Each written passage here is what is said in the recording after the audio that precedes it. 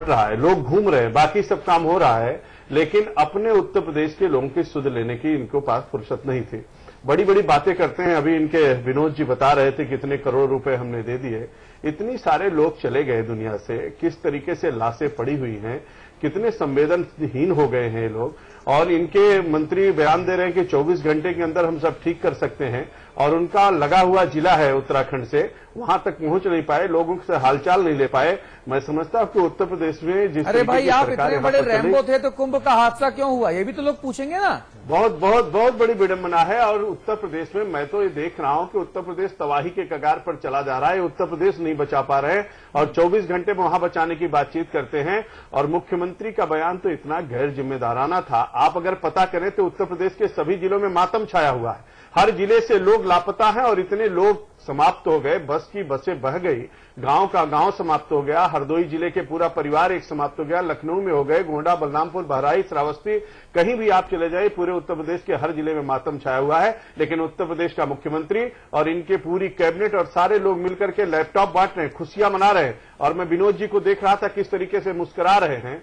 पूरा वो देश रो रहा है, सबके मन में पीड़ा है। हर कोई व्यक्ति जो कर पाता है कर सकता है। रमन सिंह छत्तीसगढ़ से आ गए, गुजरात से नरेंद्र मोदी आ गए, राजस्थान से गहलोत आ गए, सारे लोग आ गए। लेकिन हमारे पड़ोस का, हमारा जो छोटे भाई और बड़े भाई का रिश्ता है, हमारे मुख्यमंत्री न तो वहां तक पहुंच पाए। सबसे बाद में इन्होंने हेल्पलाइन शुरू किया और कोई सूचना, किसी प्रकार की कोई राहत हमारे उत्तर प्रदेश के जो लोग वहां फंसे हैं, न उनको संवेदना के लिए न कोई इन्होंने काम किया है। और मैं समझता हूं कि इससे बड़ी विडंबना, इससे बड़ी दुखद बात और कोई नहीं हो सकती है। और इसकी जितनी भर्त्सना की जाए उतना कम है। मैं तो ईश्वर से प्रार्थना करूंगा जो लोग वहां पर फंसे हैं सकुशल वहां आए, किसी तरीके से उनको सहायता प्राप्त हो। और हम सब लोग उसमें लगे हैं, भारतीय जनता पार्टी लगी है, पूरा परिवार संगठन लगा हुआ है और सब लोग मिलकर के उनको सहायता कर रहे हैं। भगवान उनकी मदद करेंगे। लेकिन ऐसे मुख्यमंत्री और ऐसी सरकार हम लोगों ने अपने कार्यकाल में कभी नहीं देखा। जी अग्रवाल साहब हमारे साथ जुड़ गए हैं, आप कांग्रेस की नुमाइंदगी कर रहे हैं।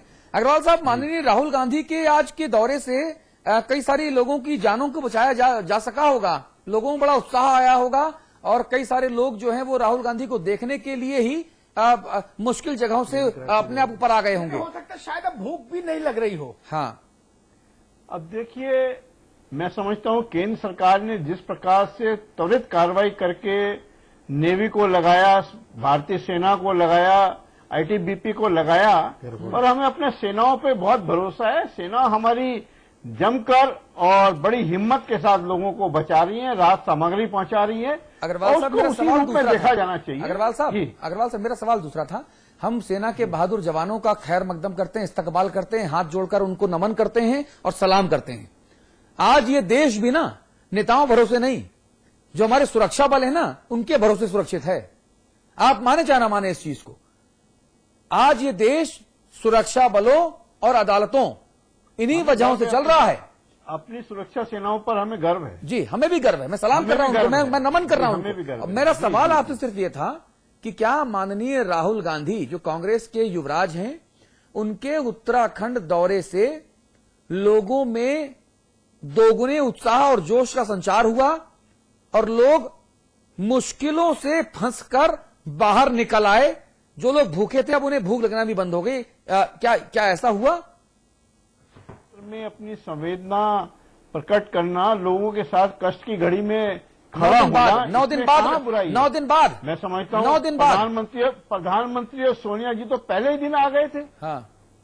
और प्रधानमंत्री पद के और प्रधानमंत्री पद के उम्मीदवार और प्रधानमंत्री पद के जबरन उम्मीदवार 9 दिन बाद पहुंचे।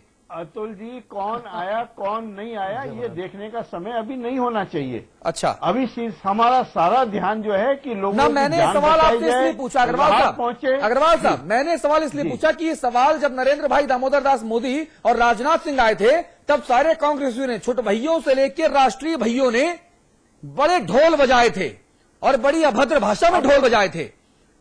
अतुल जी, मोदी जी के पास तो अलौकिक शक्ति है। हाँ, पिछले कुंभ में जो पुण्य कमाया था, पिछली आपदाओं में जो भाजपा ने पुण्य कमाया था, उससे जो अलौकिक शक्ति उन्हें प्राप्त हुई है, उस शक्ति के भरोसे ही वो आधे घंटे में 15,000 लोगों को बचा ले गए।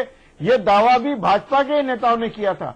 मैं आपसे यह अनुरोध करता हूं कि अभी राजनीतिक बातें करने का समय नहीं है, आलोचना करने के लिए बहुत समय आएगा। हम आलोचनाओं का स्वागत करते हैं और ये भी मानता हूं कि जितनी जिम्मेदारी सत्ता में बैठे हुए हम लोगों की है, उसमें जहां भी कमी रही है, जहां भी असफलताएं रही हैं, जहां भी हम फेलियर हैं, उस सभी कमी के लिए हम अपने को जिम्मेदार मानते हैं। पर यह भी निवेदन करना चाहूंगा कि आज ये कमी निकालने का समय नहीं है। आप जो भी सजा देंगे, पहले हमारी प्राथमिकता लोगों की जान बचाना है, उन तक राहत पहुंचाना है, गांव के लोगों तक संपर्क मार्ग पहुंच जाए। भाई साहब, अगर सरकारें सुधरने का नाम लेती होती अतुल एक मिनट, तो फिर पूछना क्या था? सुरेंद्र भाई आप देंगे वो सजा हम सब स्वीकार करेंगे। सुरेंद्र भाई जी, आपने जो कहा मैं उससे सहमत हूं, संबद्ध करता हूं अपने को, अच्छी बात कही। धन्यवाद। लेकिन एक बहुत मासूम सा सवाल मेरे जहन में बार बार कौंध रहा है। देश के गृह मंत्री ने कहा कि वीवीआईपी मूवमेंट नहीं होगा उत्तराखंड में, जी, केवल मुख्यमंत्री उत्तराखंड के मूवमेंट को इजाजत होगी प्रदेश के मुखिया के नाते कि वो जा सकते हैं आपदाग्रस्त क्षेत्रों में। देश के गृह मंत्री के कहने के बाद यह सुपर वीवीआईपी मूवमेंट, जिसमें एसपीजी प्रोटेक्शन वाले व्यक्ति का मूवमेंट हो, उससे बड़ा तो कोई मूवमेंट होता नहीं सिक्योरिटी के लिए, ना उससे बड़ी ड्रिल कोई होती सिक्योरिटी के लिए। काले पीले हरे नीले कपड़ों के जितने बॉडीगार्ड है वो सब फीके पड़ जाते हैं एसपीजी के प्रोटोकॉल के आगे। तब फिर इसकी अनुमति क्यों दी गई? अगर प्राथमिकता केवल राहत थी, बचाव था, तो फिर इसको रोका जाना चाहिए, फिर इसकी अनुमति नहीं देनी चाहिए। या यूं समझा जाए कि युवराज के ऊपर कोई नियम लागू नहीं होते। राजा महाराजा की संस्कृति है, राजाओं और महाराजाओं और महारानी और युवराजों के ऊपर हमारे देश में कोई नियम कायदे लागू नहीं होंगे। क्या फिर ये माना जाए? अमिताभ जी 125 ट्रकों की राहत सामग्री लेकर यदि राहुल जी आए हैं और कांग्रेस की तरफ से वो राहत सामग्री को सड़क मार्ग से ले जाना चाहते हैं, तो उसमें बुराई कहां नजर आती है? सुरेंद्र भाई, राहत सामग्री लेकर राहुल जी आए एक मिनट, भारत के गृह मंत्री ने ऐसा कहा था। अमिताभ अग्निहोत्री ने कहा होता तो हुजूर आप सजा देते मुझे। ये तो आपके आदरणीय सुशील शिंदे जी ने कहा कि वीआईपी मूवमेंट नहीं होगा, उससे काम में बाधा पड़ती है। मैं समझ गया, मैंने इस बात को माना कि भारत का गृह मंत्री कह रहा है तो इस बात के ऊपर कोई दूसरी बात हो नहीं सकती ना। लेकिन उसके बाद मैंने देखा सिक्योरिटी में राहुल गांधी जा रहे हैं एसपीजी में। जी अग्रवाल साहब। अमिताभ जी, अब जरा मुझे मैं ये जरूर कहना चाहूंगा, सुरेंद्र अग्रवाल जी हमारे बड़े भाई है, उन्होंने अनावश्यक रूप से एक राजनीतिक चर्चा बनाने का एक प्रयास किया। मुझे बहुत अफसोस है, सुरेंद्र भाई का मैं बहुत सम्मान करता हूं, ये बहुत ओकेजन के हिसाब से बात करते हैं, लेकिन पता नहीं है कैसे बहक गए। मैं एक सवाल करना चाहता हूं, मुझे बहुत कष्ट हो रहा है इस बात का कि कांग्रेस किम कर्तव्य विमूढ़ में, केवल प्रदेश में सरकार तो है ही, ये शायद दिल्ली में बैठ करके भी किम कर्तव्य विमूढ़ की स्थिति में है। गृह मंत्री को नहीं समझ में आ रहा है करना क्या है। एक तरफ तो एडवाइजरी जारी करते हैं कि वीआईपी का मूवमेंट नहीं होना चाहिए, और खुद इनके पार्टी के जो सुपर वीआईपी है, जैसा आपने खुद कहा, जिनके पास एसपीजी का सिक्योरिटी कवर है, जिनके आने से अफरा तफरी मच जाती है, जिनकी वजह से तमाम सारी चीजें गड़बड़ा गई है। मैंने देखा दुनिया भर के कांग्रेस के लोगों की एक लंबी लाइन रुद्रप्रयाग के लिए दौड़ पड़ी। मैं कहना चाहता हूं, आखिरकार राजनीति कौन कर रहा है? नरेंद्र मोदी जी आ जाते हैं। नरेंद्र मोदी जी ने हाथ जोड़ करके कहा मुझे कोई राजनीति नहीं करनी है। नरेंद्र मोदी जी ने कहा मैं 24 हेलीकॉप्टर रिलीफ ऑपरेशन को एग्जीक्यूट करने के लिए ऑफर करता हूं। उसमें बू आने लगे प्रदेश सरकार को, कहने लगे हम नहीं लेंगे।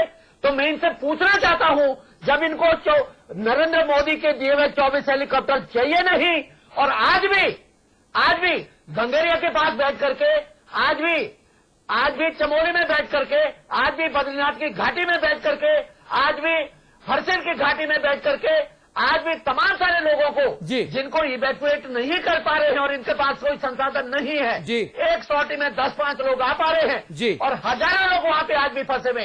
राजनीति कौन कर रहा है? आज देश की जनता, ये उत्तराखंड का भी सवाल नहीं है। मुन्ना सिंह जी, देश की जनता कांग्रेस से सवाल पूछना चाहती है केंद्र सरकार। जी मुन्ना सिंह जी, मैं आपके ही सवालों में एक चीज और ऐड ऑन करूं कि 3 दिन पहले 5 हेलीकॉप्टर ऐसे खड़े थे देहरादून में हेलीपैड में, जिनमें फ्यूल नहीं था, जिनमें तेल नहीं था, और इसलिए वो उड़ान नहीं भर पाए।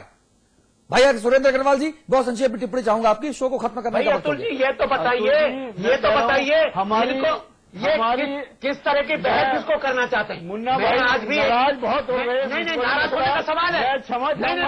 नाराज होना में अभी गुस्से का समय नहीं है मुन्ना भाई। नाराज होने का विषय है। नाराज होने का विषय इसलिए है, इसलिए हमारा भाई मैं नाराज इसलिए हूँ, मैं आज इसलिए हूँ। मैं 4 दिन बाद 5 दिन बाद आज रुद्रप्रयाग के केदारनाथ घाटी से लौटा हूँ।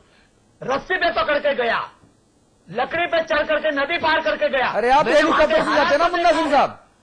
मुन्ना सिंह साहब, अगर आप कांग्रेस में होते ना अभी, और मैं मीडिया से अगर आप कांग्रेस में तो हेलीकॉप्टर से जाते हैं। क्यों नहीं ले भाई? मोदी जी अगर हेलीकॉप्टर में ले जाते हैं, रास्ता पकड़ के जाने की अतुल भाई इन्होंने मोदी जी के शक्ति का प्रयोग नहीं किया। मैं आज भी कहना चाहता हूँ, मोदी जी के साथ चले जाते हैं। आज भी कहना चाहता हूँ, मुझे कोई ऐसा शौक नहीं हेलीकॉप्टर में बैठने का।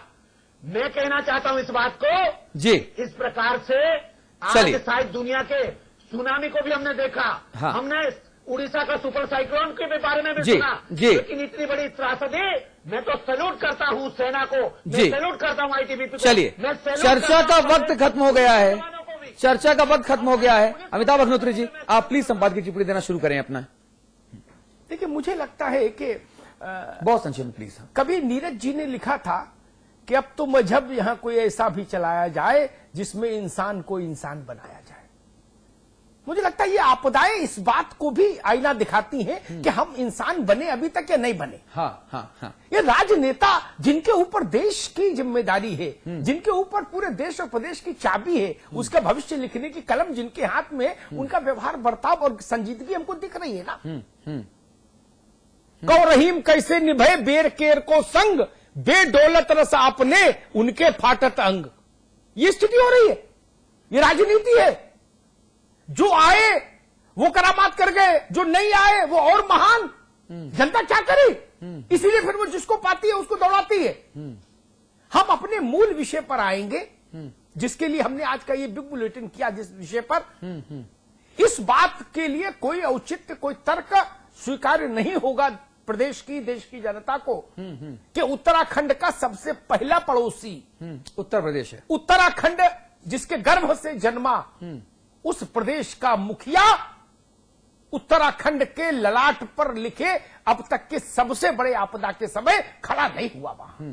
ये सवाल उठेगा, अनंत काल तक उठेगा। मैं यहां वो बात लाना नहीं चाहता कि अखिलेश जी का ससुराल वहां है। मैं ये बात भी नहीं लाना चाहता कि आदरणीय मुलायम सिंह जी के दूसरे बेटे की भी ससुराल मूलतः वही है। ये विषय भी मैं हटाता हूं। अरे उत्तराखंड और उत्तर प्रदेश का, मैंने कल कहा था, नाभि और नाल का संबंध है। पड़ोसी छोटा शब्द है, पड़ोसी क्या होता है?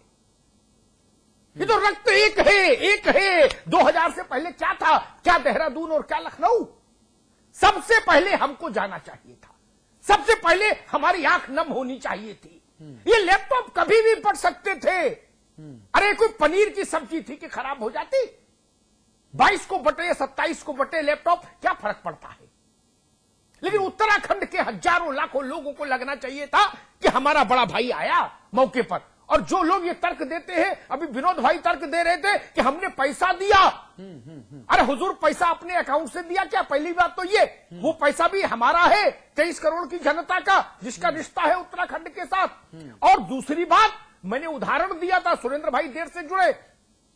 मैंने कहा था कि 2 भाई हो, एक भाई के घर में मौत हो जाए, दूसरा भाई कहे चलो 50,000 भेज दिए, अब मैं सिनेमा देखने जा रहा हूं, तू 50,000 में क्रियाकर्म कर दे। ये तरीका ठीक है क्या? ठीक बात है। पैसा सब कुछ नहीं होता। इस मौके पर होना चाहिए था। ये राजनीतिक संवेदनशीलता की कसौटी थी, ये नैतिकता की कसौटी थी, ये उत्तराखंड के साथ जो हमारा रिश्ता है उसकी कसौटी थी जी। मुझे लगता है उस पर राजनेताओं ने कहीं बड़ी चूक की। चलिए, आप सभी का बहुत बहुत धन्यवाद। आपके अपने चैनल समाचार प्लस पर खबरों का सिलसिला लगातार जारी है। नमस्कार।